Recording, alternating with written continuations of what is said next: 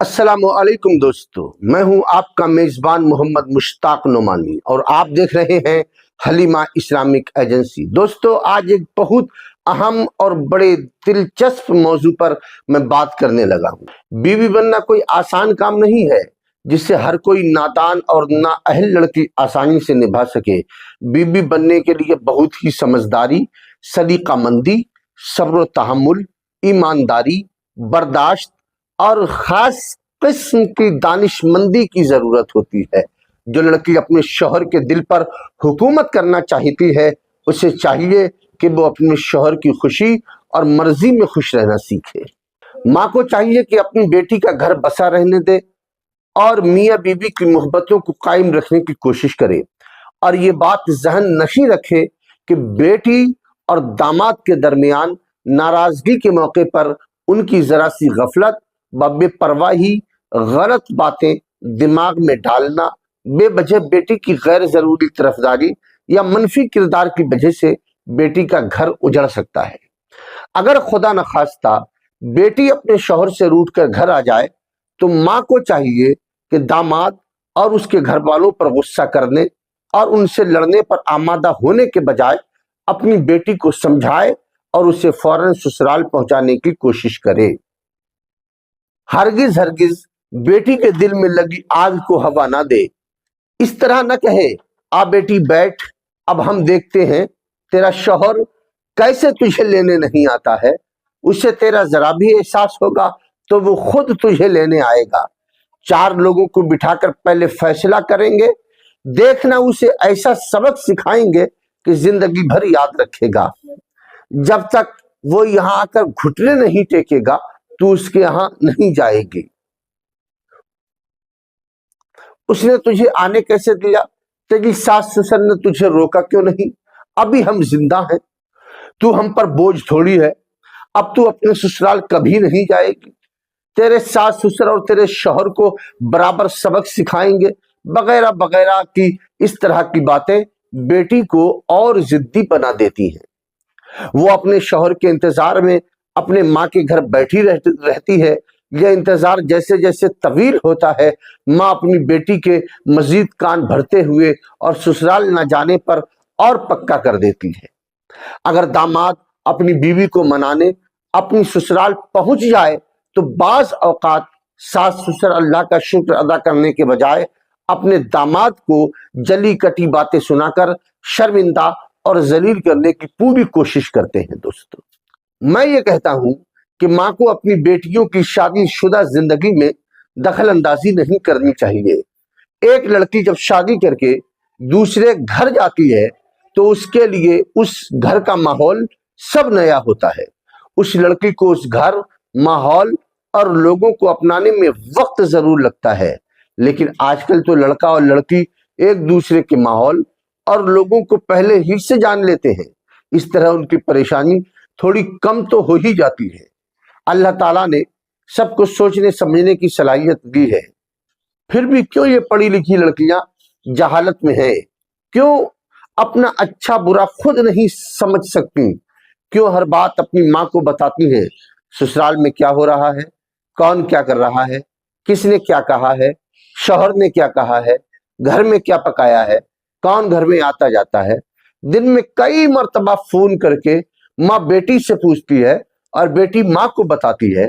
کسی بھی لڑکی کو سسرال جانے کے بعد سب سے پہلے اپنے شوہر اور گھر والوں کا دل جیتنا ہوتا ہے، ان کے رنگ میں رنگنا ہوتا ہے، پیار و محبت اپنی خدمت سے دلوں میں جگہ بنانی ہوتی ہے۔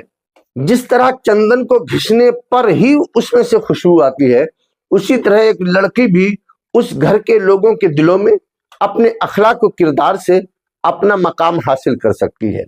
کبھی کبھی لڑکی اپنے شوہر کے ساتھ اپنی انا کی جنگ لڑتی رہتی ہے، شوہر پر قابو پانے کی کوشش میں لگی رہتی ہے، اس کو اپنا غلام بنانا چاہتی ہے، اپنی شادی شدہ زندگی میں سسرال والوں کے ساتھ اپنے تعلقات میں بھی ناکام ہو جاتی ہے۔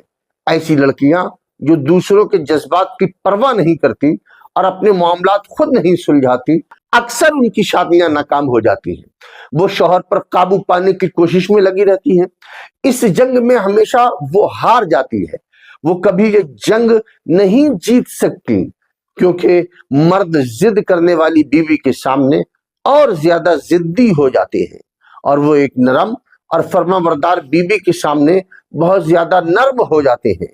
وہ لڑکی سمجھتی ہے کہ اپنی رائے پر اصرار کر کے جیت جائے گی اور وہ کسی بھی مخالفت کا سامنا کر لے گی، جبکہ وہ یہ بھول جاتی ہے کہ یہ جنگ وہ اپنی ضد اور زبان سے بھلے ہی جیت بھی جائے گی، لیکن اس دل سے ہمیشہ کے لیے محروم ہو جائے گی جو اس سے پیار کرتا تھا، اس سے محبت کرتا تھا اور اس کی فکر میں رہتا تھا۔ ایک دوسرے کی عزت بھی ختم ہو جائے گی۔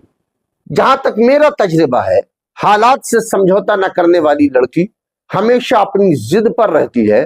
وہ اپنی فتح کا وہم برقرار رکھنے کی کوشش کرتی ہے، اس گمان میں رہتی ہے کہ میں جیت گئی اور شوہر ہار گیا، میں صحیح ہوں اور وہ غلط ہے۔ ایسی لڑکی دوسروں کو تباہ کرنے سے پہلے خود کو تباہ کرتی ہے، اور پھر وہ اپنی دنیا اور آخرت دونوں ہی خراب کر دیتی ہے اور گنہگار کہلاتی ہے۔ دوستو، شادی شدہ زندگی کے تجربات میں ہم نے دیکھا ہے کہ ضدی لڑکی یا عورت کی زندگی ہمیشہ طلاق سے دوچار ہوتی ہے اور ان کی زندگی ہمیشہ تلخیوں سے بھری رہتی ہے۔ اس سلسلے میں تو میری 10 باتیں یاد رکھنا۔ پہلی بات تو یہ ہے کہ اپنے خاوند کے ساتھ قناعت اور سادگی سے زندگی گزارنا، اس کی بات غور سے سننا اور اطاعت کرنا، کیونکہ قناعت میں دل کو راحت پہنچتی ہے اور اطاعت و فرما برداری میں خاوند خوش ہوتا ہے۔ تیسری بات یہ ہے کہ تجھ سے خاوند کی مرضی کے خلاف کوئی بات سرزد نہ ہونے پاوے۔ تیرا خاوند تجھے صاف ستھرے اور مہکتے لباس میں ملبوس ہی دیکھے۔ اے میری بیٹی، تجھے معلوم ہونا چاہیے کہ عطر کی عدم موجودگی میں پانی سب سے خوشبودار ہے۔ اس سے نہانا اور بناؤ سنگار کرنا۔ حسن پیدا کرنے کے لیے تیرے پاس سرما موجود ہے، اس سے زیادہ کوئی چیز اچھی نہیں۔ پانچویں بات یہ ہے کہ اس کے کھانے کے وقت کا خیال رکھ، سونے کے وقت بھی اس کے آرام کا خیال رکھ، کیونکہ بھوک کی شدت ناقابل برداشت ہوتی ہے اور نیند سے اچانک جاگنا غصے کا سبب ہوتا ہے۔ ساتویں بات اس کے مال کی حفاظت کرنا ہے۔ آٹھویں نصیحت یہ ہے کہ اس کے رشتہ داروں اور خاندان کا لحاظ رکھنا، کیونکہ مال کی حفاظت حسن ترتیب، رشتہ داروں اور خاندان کی رعایت حسن انتظام کی وجہ سے ہوتی ہے۔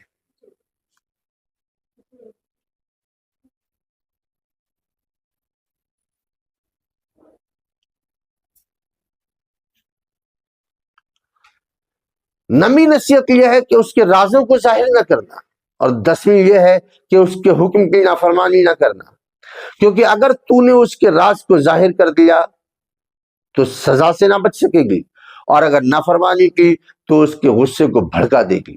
اے بیٹی، جب وہ ناخوش ہو تو خوش ہونے اور جب وہ خوش ہو تو غم کا اظہار کرنے سے بچنا،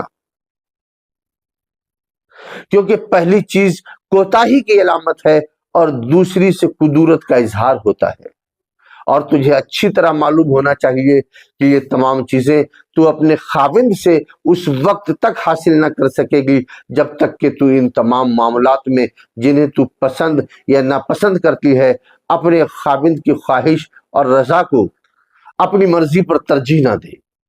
اللہ تعالیٰ تیرے لیے بہتری کرے اور تجھے اپنی رحمت سے نوازے۔ مجھے امید ہے کہ آج کی اس ویڈیو سے ہماری ماں بہنوں کو بہت کچھ سیکھنے کے لیے ملا ہوگا۔ اگر آپ یہاں تک پہنچے ہیں تو اس کا مطلب یہ ہے کہ آپ آج کی ہماری پوری ویڈیو دیکھ چکے ہیں۔ اب آپ سے گزارش ہے کہ جانے سے پہلے کرم کیجئے، چینل کو ضرور سبسکرائب کر لیجئے۔ اگر چینل سبسکرائب کر لیا ہے تو ویڈیو لائک کیجئے، کمنٹ کیجئے، دوستوں کے ساتھ شیئر کیجئے۔ پھر ملتے ہیں کسی اچھی ویڈیو کے ساتھ۔ اجازت دیجئے اپنے میزبان محمد مشتاق نعمانی کو۔ السلام علیکم ورحمۃ اللہ، فی امان اللہ۔